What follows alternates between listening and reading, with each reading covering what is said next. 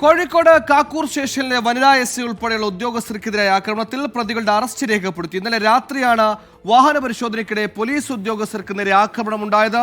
ഗതാഗത തടസ്സമുണ്ടാക്കി മദ്യപിക്കുന്നത് ചോദ്യം ചെയ്തതിനാണ് പോലീസുകാർക്ക് നേരെ അതിക്രമമുണ്ടായത്.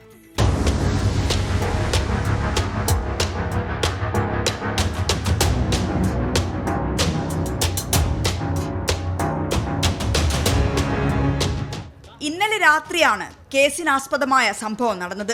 ഗതാഗത തടസ്സമുണ്ടാക്കി മദ്യപിക്കുന്നത് കണ്ട് വാഹന പരിശോധന നടത്തുകയായിരുന്നു കാക്കൂർ സ്റ്റേഷനിലെ വനിതാ S I Jeeshma, ASI Dineshan, civil police officer Rajeesh എന്നിവർ. ഇതിനിടയിലാണ് വാഹനത്തിലുള്ളവർ SIയെയും സംഘത്തിനെയും ആക്രമിച്ചത്.